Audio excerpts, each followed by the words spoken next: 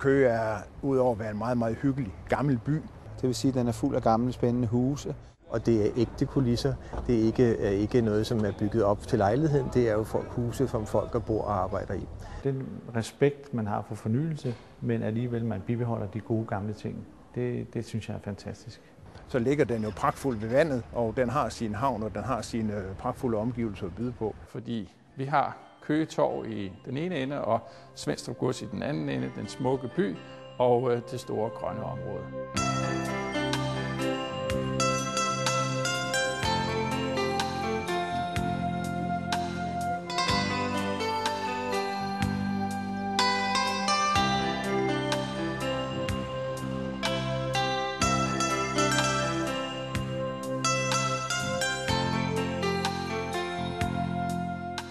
Vi står her i herskabsstallen, som jo bruges i forbindelse med de selskaber, som folk kan holde her på godset.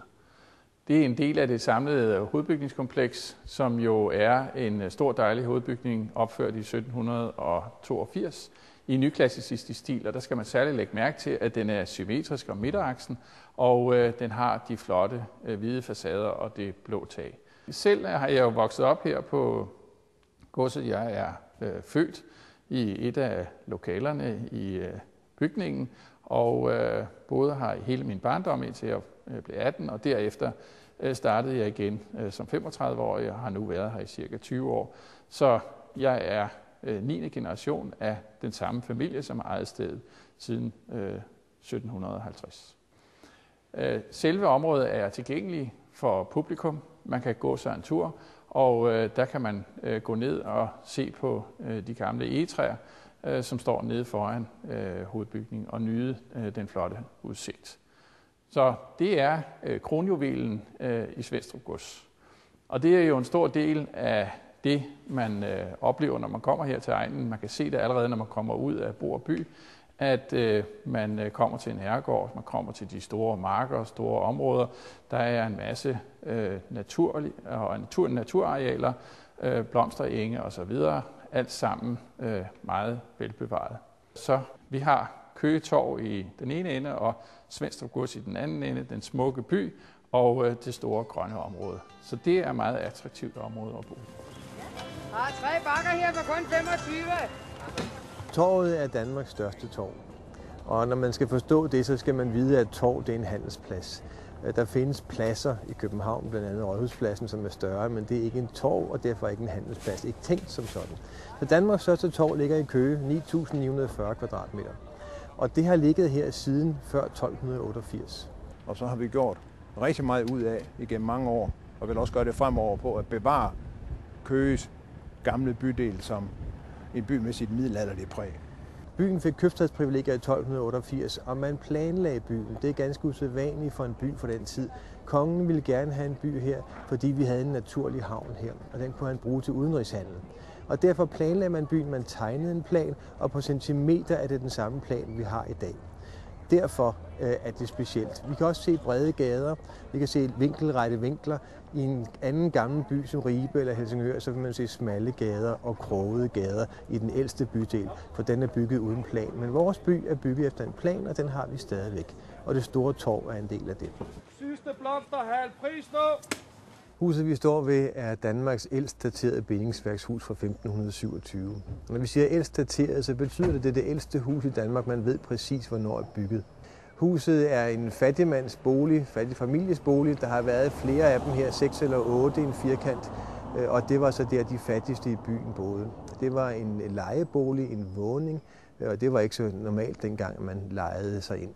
Huset er bygget af munkesten, og det er lerklinet på gavlen. Bindingsværk er der også. Og så er der nogle ganske specielle tegl på tagene, eller på taget. De kaldes munker og nonner, og for den drevne jagttager kan man nok se, hvad for nogen der er munkene. Og historien er, at man i klostrene lavede tegl, og når man skulle lave de særlige tegl til tagene og få dem i den rigtige bugning, så bøjede man det våde ler over sit lår. Og nonners lår var generelt tykkere end munkes dengang. Derfor lavede de større sten. Nonnernes ligger under neden, og munken ligger ovenpå, og deraf navnet munker og nonner.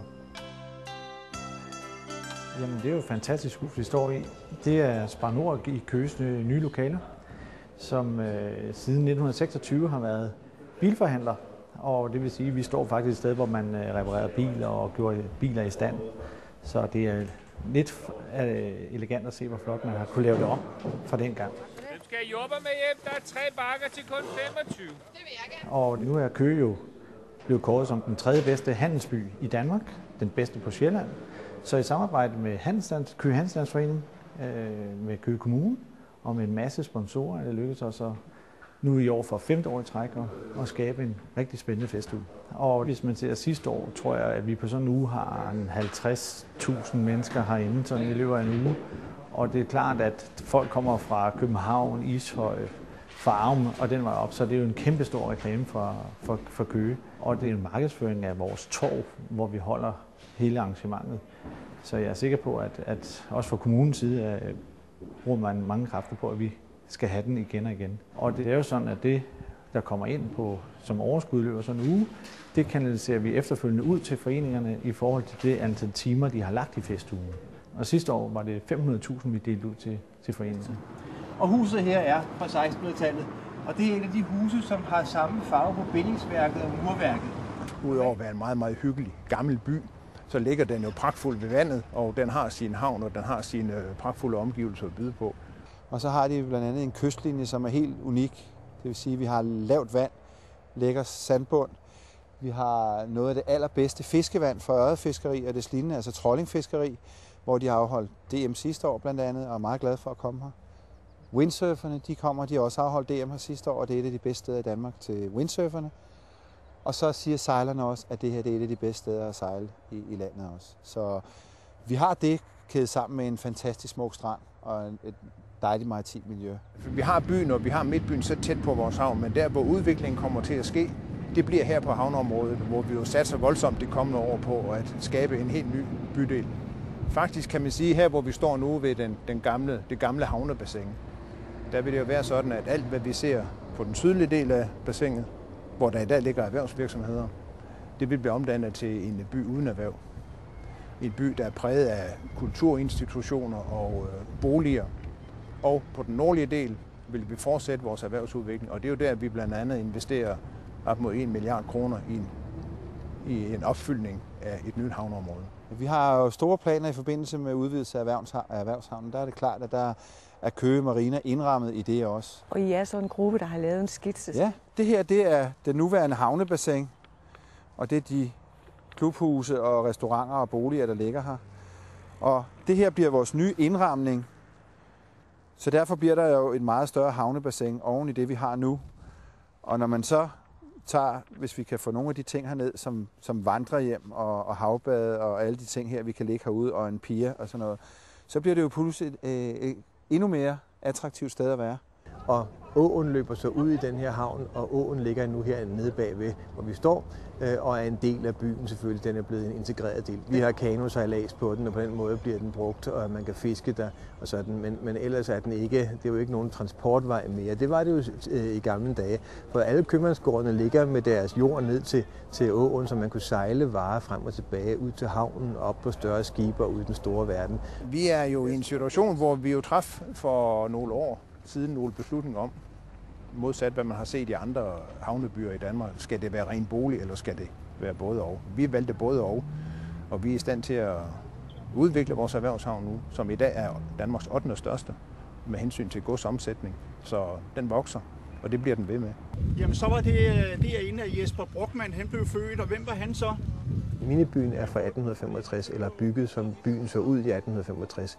Og det er en fantastisk lille perle, som vokser år for år med adskillige huse. De er meget flittige. De bygger det hele selv. De laver alle murstenene, de laver alle teglstenene. Man kan jo ikke købe byggeklodser i den størrelse, så alt bliver produceret i træværket, og så bygger de husene og bygger byen op, som den så ud i 1865. Og det er rigtig interessant både at se husene og se værkstederne, hvor man kan se, hvordan de arbejder med tingene. Så det er en attraktion, som mange får øje på, når de kommer herop til, og som er rigtig glade for. Og så vender man ofte tilbage.